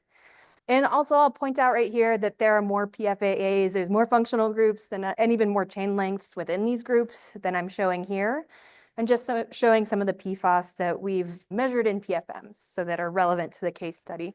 In addition to those stable AA end products, there are also a number of PFAA precursors that are also PFAS. So these are PFAS that might be fully or partially fluorinated carbon chains, but that can degrade into more stable and harmful PFAAs. In that sense, that you get like PFAS transformation or degradation into other PFAAs, you can actually get increasing PFAAs along groundwater flow paths. And so in that way, we can think of this transformation as a PFAS transport property. So other PFAS transport properties that are really relevant to maybe the creation of source zones or accumulation of PFAS is PFAS retention. I really recommend this paper by Marc Brousseau, where he talks about these different retention mechanisms and also provides this great figure. So he talks about some of these different retention mechanisms are sorption onto sediment surfaces, and that's controlled by both sediment properties as well as water chemistry. You can get partitioning into phases, so like PFAS partitioning into the soil atmosphere, into water, and then into NAPL. And that's really relevant because NAPL is a co-occurring contaminant at a lot of PFAS site where jet fuels were lit on fire during fire training activities. Another important sorption mechanism is adsorption onto interfaces. So that's PFAS adsorbing onto the soil water or NAPL water interface. And so we could see this as becoming a complex issue. There's a large number of PFAS. Brousseau showed that by looking at how a couple different types of PFAS react differently, right? So he found that PFOS and PFOA, which are two long-chained PFAAs, really tend to favor that adsorption onto interfaces. And that makes sense through these hydrophobic PFAS. Whereas this PFOA precursor that he looked at tended to sorb onto sediment surfaces or partition into NAPLs. So we're seeing how both like site characteristics, the composition of the matrix, as well as the composition of the PFAS that has been applied could really control PFAS transport at your site. So I think I have to move really quickly through the next few slides. Really, they're there to point out how is this relevant to PFAS transport maybe in New Mexico, where we're in this semi-arid environment. And really, we find that this adsorption to interfaces is really relevant in place this semi-arid environment where in the vadose zone, the sort of surface area of water in the vadose zone sort of increases. The surface area of water to water volume ratio is really high. And that can result in a lot of PFAS absorption onto that air-water interface because there is a lot of interface that's available. And that can result in a lot of PFAS being existing in the sort of top 2 meters of soil, specifically at semi-arid sites. So if that's the case, how do we even get PFAS contamination in groundwater in New Mexico if so much PFAS is hanging out here in the top 2 meters of soil? And that could really be related to preferential flow paths that tend to destroy those air-water interfaces, right? So as the water content increases, the air-water interface surface area to volume ratio actually decreases, and you can get early arrival of PFAS in groundwater. So with that, I'll introduce my case study, which is at the Cannon Air Force Base in eastern New Mexico. At Cannon Air Force Base, they did use AFFF containing PFAS. It was released at several locations on base, including wastewater treatment sites, but I'll be focusing on the fire training area in the southeast corner of base. The Ogallala Formation underlying the site is a heterogeneous mixture of clay, silt, sand, and gravel. So we're starting to think, okay, maybe there are preferential flow paths here. And there's also paleo channels in the confining unit beneath the aquifer at the site that could also be causing some preferential flow paths in groundwater. A lot of recharge at the site occurs at the playa lakes throughout the area. And I also wanted to mention it's a semi-arid site with a thick vadose zone. So the vadose zone is about 250 feet in and increasing, right? Depth to groundwater is increasing at the site. We've deployed PFMs at Cannon Air Force Base in 2020 and in 2021, and we calculated discharge across a couple of control planes. I'll be focusing again on that fire training area in the southeast corner. And we're using that data to better understand PFAS transport processes. Let me check my time. I don't have a lot of time to talk about this slide. We are showing here just the Darcy flux is the open red circles, PFAS flux is the purple triangles. And these are just depth discrete profiles of both Darcy flux and PFAS flux. So you can use this type of data to understand maybe are there conductive units where a lot of contaminant flux is occurring. I think more interesting to me is this plot. So we've got average PFAS mass flux at each well, and this is on this southern leg of that control plane. So those open circles are the average PFAS mass flux, and then the colored bars are just the distribution of the different types of PFAS that we talked about. And what I'm noticing here is that for the higher PFAS fluxes, you see a much bigger proportion of the long chain PFSAs. So this darker green bar. So that's telling us maybe higher PFAS fluxes, you're actually seeing possibly breakthrough where that contaminant is reaching capacity on maybe the air-water interface or maybe on sediments. And at larger fluxes, you're actually seeing greater arrival if you've broken through. Another suggestion is that possibly those sites are exposed to preferential flow paths. And again, in those preferential flow paths through the vadose zone, there would be less air-water interface for the long chain PFAAs to adsorb to. The other thing we had done is we had estimated the PFAS application rate during fire training using site data, including the frequency of fire training, the size of the fire training areas, as well as information from the Air Force, like how many seconds it takes to extinguish a fire, a jet fuel fire. We used that with some literature data of PFAS composition in AFFF to calculate the PFAS application during fire training. And then we compared that to PFAS flux in groundwater, hoping that we could understand some more about the difference between mass applied at the surface and then mass discharging in groundwater, and then what's going on in between. Is there transformation maybe, or PFAS retention that we can actually observe? I won't talk about the data, I think I'm out of time, but I will say that despite that thick vadose zone, we actually saw higher PFAS discharge in groundwater than we estimated was applied during fire training. And much higher by like a factor of 10 PFAS discharge in groundwater was observed for some PFAS compounds.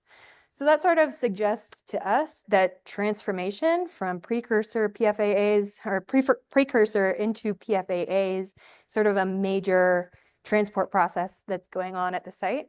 And of course, the method can't really distinguish between transformation and retention. So hopefully more information, like better characterizing, better understanding those transformation rates could help us really hone in on what the retention is at the site, because we're positive we saw higher PFAS discharge in groundwater than we estimated was being applied.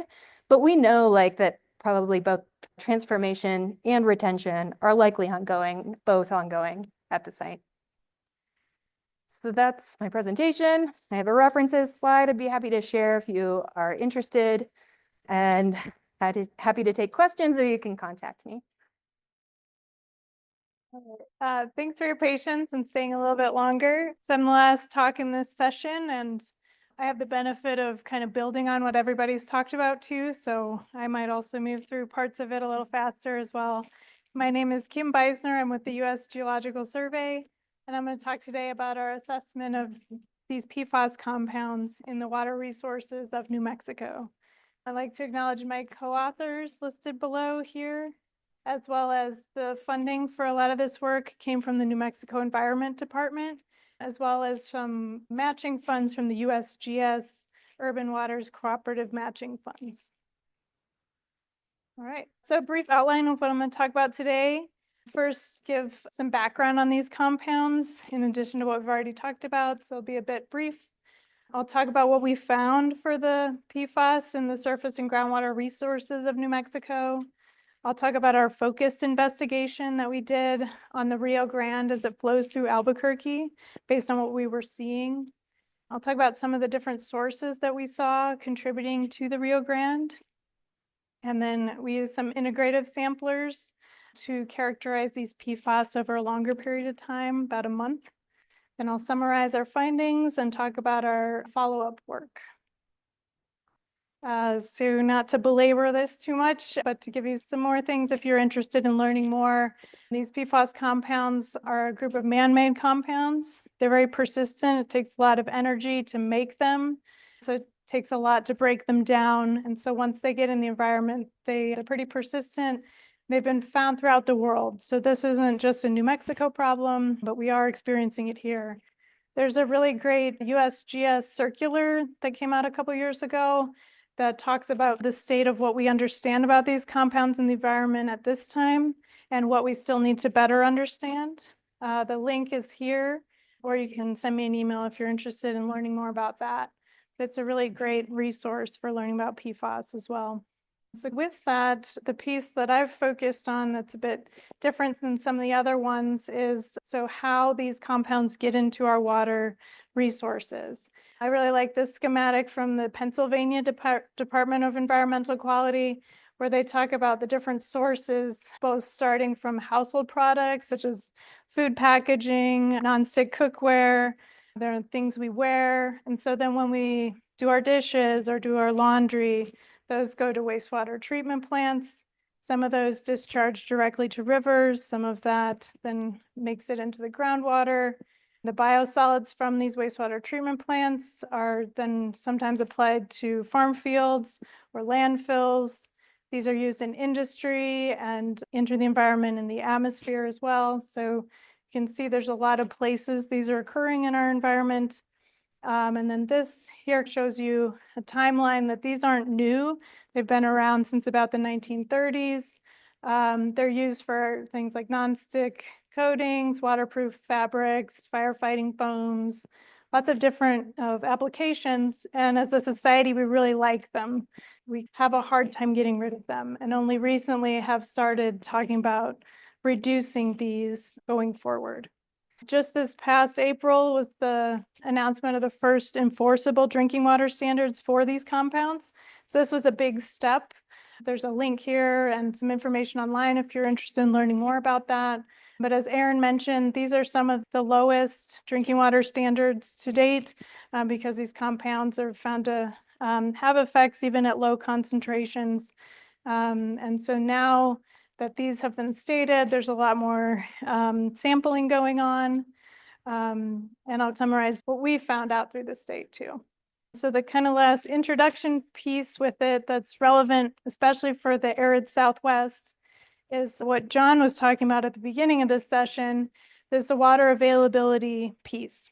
I really like this schematic, which kind of shows the water cycle, and then within it, how humans are doing things to modify our environment that also have effects on water quality, in addition to water quantity. And so water resources in the West are limited. Treated wastewater is increasingly becoming a larger proportion of the water resources. And as John said, now we have more water, but the quality of the water is also something we need to understand. Through our study too, we've been looking at some of these short duration, high intensity summer monsoon rains. And so these then flush through urban environments where people are leaving trash or having impacts on the landscape, and then that gets flushed to our waterways as well. So we've been trying to investigate how all these changes impact water quality, especially with regards to PFAS. All right, so with that in mind, the next couple slides, I'm going to show some kind of statewide maps showing where we've sampled and what we found. So I'm going to start with groundwater. I just updated this map recently. I've got some QR codes later if you're interested in reading the reports that support a lot of this work. But I wanted to put a new map showing all of the sites we've collected data from so far. So this is the state of New Mexico with kind of the major rivers here, the Rio Grande and the Pecos. And all of the circles represent a site where we collected a sample from a groundwater site. We primarily sampled public supply systems, drinking water systems, and there were some springs, but primarily from wells. And so the colors on these circles represent, if it's an open circle, we did not detect PFAS above the reporting level at that site. If it's purple, it's from the detection level to 20, and then it goes up by groups of 20, so blue, then orange, red, and dark red. This table here summarizes what we found. Between 2020 and 21, we sampled 117 sites for groundwater across the state. 27 of those, we detected PFAS, and of those, 4 exceeded the newly proposed US EPA standards. So the majority of the sites didn't have PFAS from our studies so far. And we repeated that the last couple of years at new sites. So we added an additional 172 sites. And again, a similar ratio where we detected about 31 of those sites, and 6 of those exceeded the drinking water standard. We didn't target areas of known PFAS. We wanted to start to see what is occurring in the groundwater resources of New Mexico first. We looked for 28 different PFAS compounds.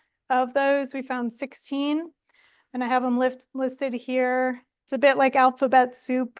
I'm a geochemist by background, so I've had to learn a lot of organic chemistry over the years, but there are some that we haven't found yet across the state, but 16 listed here we have found in at least one site. So then to zoom into certain areas, we collected samples from all the public supply systems in Curry and Roosevelt counties, as well as Otero County. And so from this higher density of sampling, we found some really interesting things where So here we've anonymized the names of these locations with numbers, but there was one system with 4 groundwater wells, and of those, only 1 of them had PFAS detected. And that site is here where we saw several different PFAS compounds. I've got a lot of these stacked bar charts, so I'll introduce that here, where the colors represent the proportion of that PFAS compound present at the site. And then this axis here is the sum of all those PFAS that we found at that site. And then the colors that it relates to are shown here. This is part of that publication that we came out with earlier this year. So if you're interested in learning more, we can show that.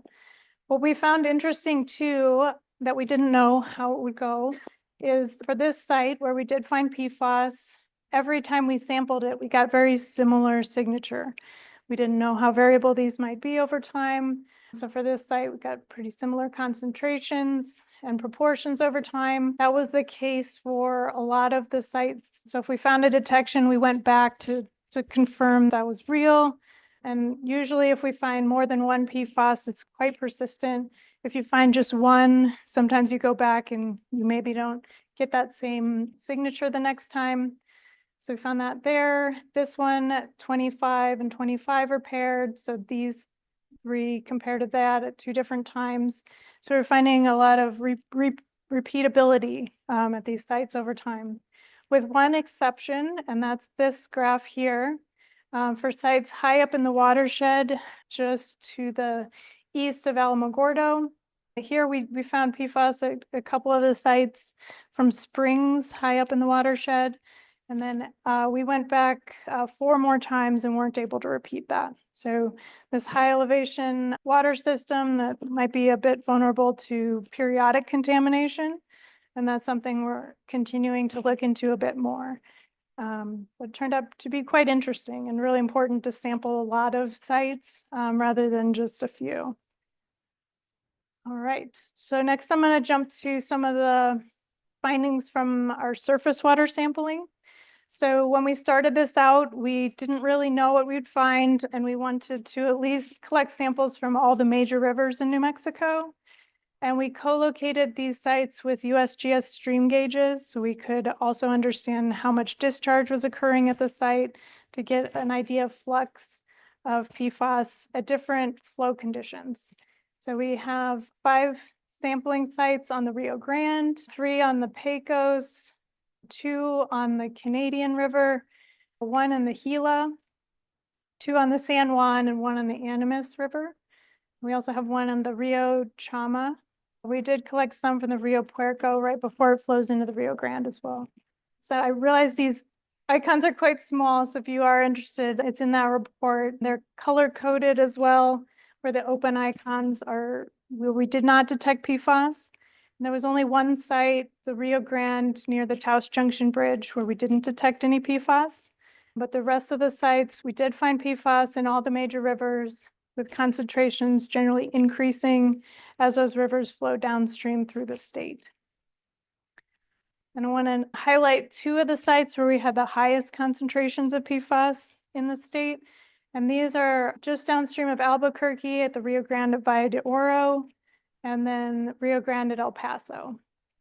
These graphs show every sample we collected over time between 2020 and 21, with these stacked bar charts representing all the different PFAS that we found at each site, and the concentration here if you summed all those together. So at the site just downstream of Albuquerque, we found a lot of variability. Some of these from snowmelt times were a bit lower in concentration, but we were still seeing multiple PFAS compounds present at that site. At the Rio Grande El Paso, we also saw a lot of periods of time where we were getting 6,2-fluorotelomere sulfonate, where at the time where the Rio Grande wasn't flowing continuously through the state. And so anecdotally, it seemed like there was more wastewater contributing to the river during that period of time. So this was quite interesting. And we didn't know what we would find when we started this study. The last kind of snapshot here before I jump into a more focused study we did was when we were sampling the Rio Grande as it flows through the state. We had one snapshot from August of 2020 where we collected a sample from all the sites as it flowed through the state. So at the Rio Grande below the Taos Junction Bridge, we didn't have any PFAS.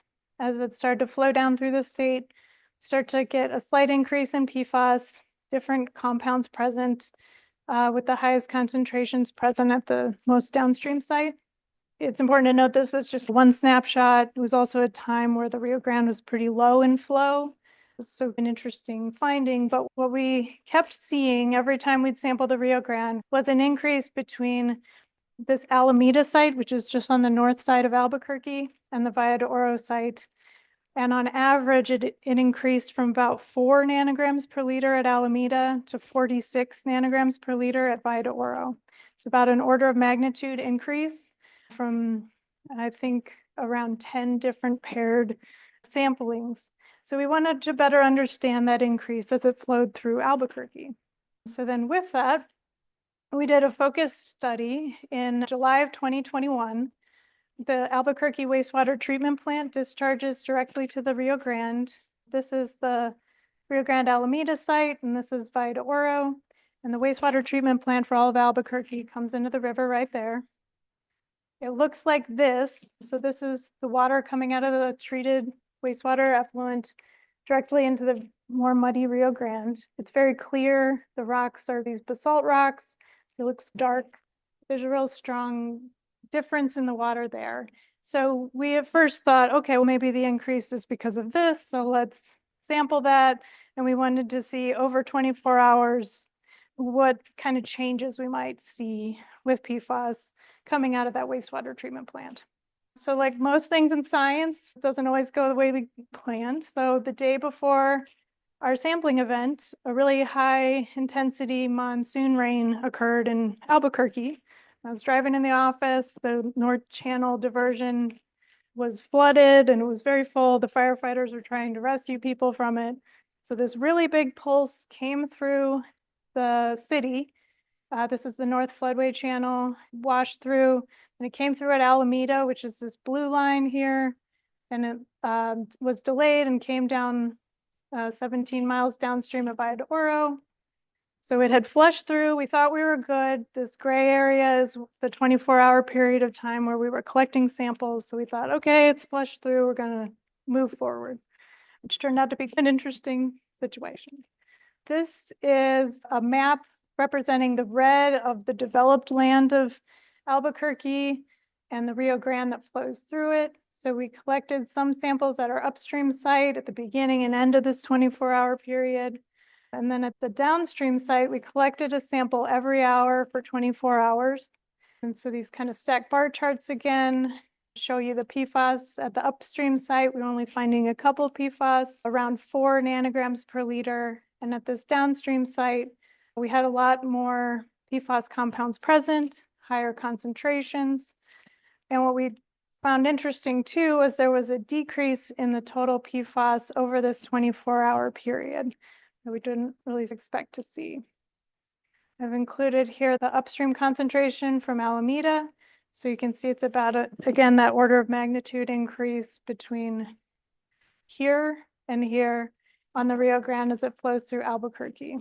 So we were also lucky to be able to sample the wastewater treatment plant effluent directly for PFAS. And here's the stacked bar chart from that. We sampled this 4 times over that 24-hour period and had pretty similar compounds we're seeing there: PFBA, PFPEA, PFHXA, and then some more variability with the lower concentration compounds.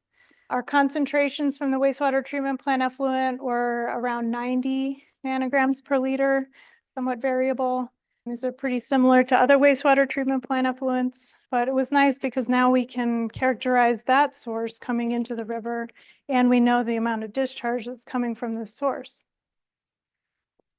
So here's a graph showing that. So here's the discharge on the Rio Grande itself.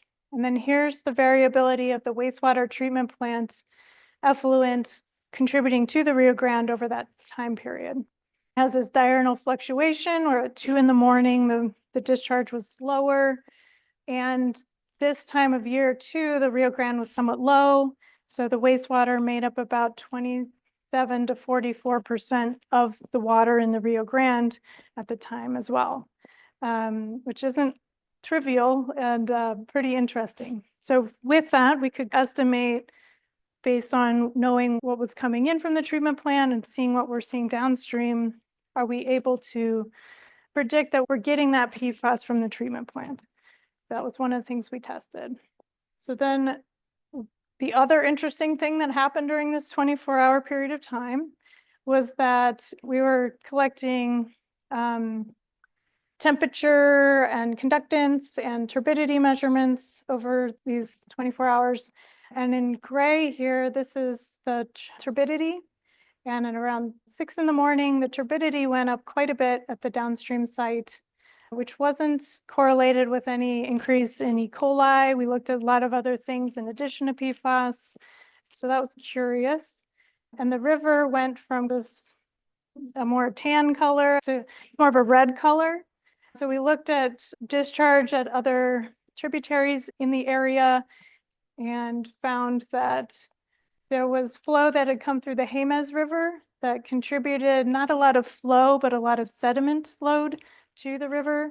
And then we looked at some transit times and figured out turbidity rise was probably due to water coming in from this Jemez River influence, but that wasn't associated with an increase in PFAS. So it was rainfall in an undeveloped watershed, and it did have an increase in certain trace elements like arsenic, and we looked at dissolved organic matter, and it had a really unique signature for that too. So over that 24 hours, we had these sort of 3 different sources that I'm going to talk about next. Turned out to be a really interesting study. With that, I just wanted to show you what that PFAS change looked like over 24 hours rather than the stacked bar charts using these concentrations over time. So these 2 icons represent the color-coded PFBA and PFPEA at that upstream site. And you can see at the downstream site here, there is an increase in both of those, but there's different patterns in how those different PFAS fluctuated over the 24 hours. So PFPEA kind of fluctuated a bit more diurnally, like the wastewater treatment plant effluent, whereas some of the other compounds like PFOA, for example, decreased over that 24-hour period of time.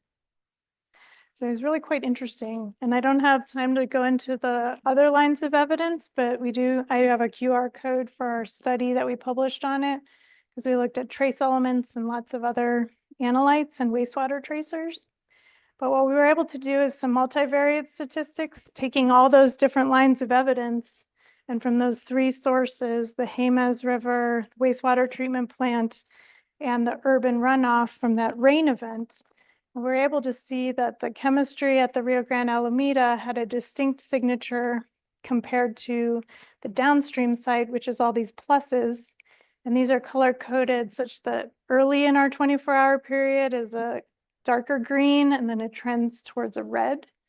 So early in our sampling period, we had characteristics of urban runoff, some refined fuels, dissolved organic matter, some trace elements suggesting urban runoff. And then as that peak went away, now we're dominated by this wastewater treatment plant signature. And then at the end of the study, that Jemez River influence came in. So there were differences in the PFAS that we saw associated with urban runoff. And I've got that summarized in a slide later too. But things like PFOA and PFOS were associated with some of that urban runoff. They're also occurring in low concentrations from the treatment plant, but these big flushing events might also be mobilizing some PFAS to the watersheds and these pulses that sometimes happen in the middle of the night, and you might miss them if you didn't stay up all night and collect a sample every hour in the Rio Grande. So it turned out to be a really interesting study. And the other thing that I'll touch on that we did, since we knew we were going to be up all night, is let's put some other samplers out there too. And so we deployed these POSIS samplers. These have been used for other organic compounds over time. They have a material in them that accumulates these compounds and comes to equilibrium over about a month period of time. They're really good at being a proxy for what aquatic life is exposed to, so you don't have to kill a fish and take a fillet of it. You can put these samplers out there, and they're passive, so they accumulate the compounds that come by if you get pulses coming through. We also had some active samplers that we changed out every 6 hours. So these pump water through solid phase extraction discs. So then you can see over like a 6-hour period of time what's moving through the system. We compared those to our discrete samples too. So I'll just touch on some of our POSIS results here.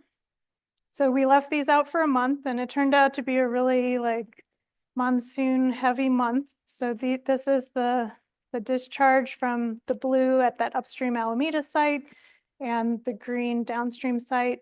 So you see these high intensity rain events move through the system.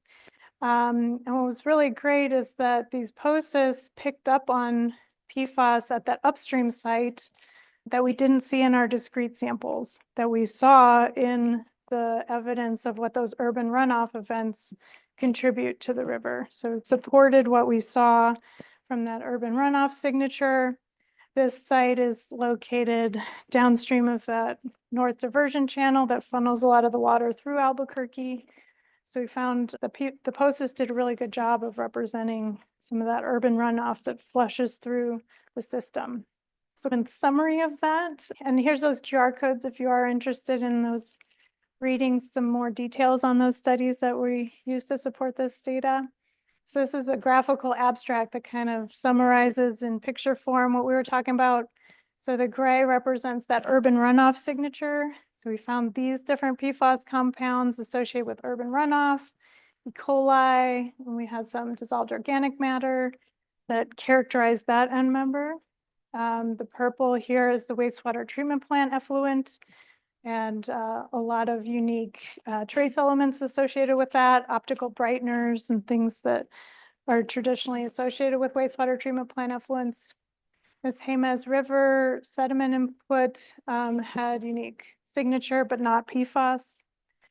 So in general, we did detect PFAS compounds in the Rio Grande, and it increases as it flows through Albuquerque.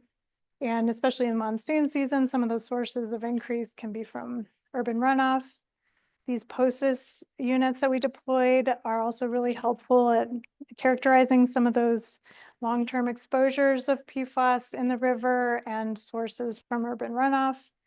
Using these multiple tracers was really helpful for us to fingerprint the different sources and can be used in the future to try to understand where the PFAS might be coming from in the river. We have been doing additional work, so we've been continuing to collect surface and groundwater samples throughout New Mexico. We also added, this is what those POSIS samplers look like. You deploy them on something solid in the river for a month of time. And we added a site up at Bernalillo, so to get above the urban runoff influence from the city of Albuquerque. And we've also done it in the base flow February, March timeframe versus monsoon. We just finished our last data collection a couple months ago, so we'll be hopefully getting those data back soon and working that up. So it should be really interesting to see what adding that additional site upstream helps us better understand some of those contributions from urban runoff that are occurring through Albuquerque.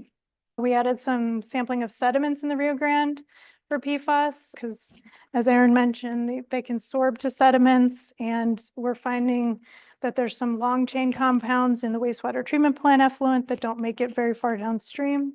So we like to better understand that. We're also sampling along the storm flow hydrograph. We got the tail end of it in that 24-hour time, but we'd really like to see in that first flush versus the peak of it and then trailing off how those change. So with science, there's usually more questions than when you start, but it's been really quite interesting and we've learned a lot about the system.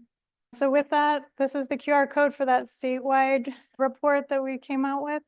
And there's some links here if you're interested in reading those in more detail, and my contact information. With that, I'll take any questions. Thank you.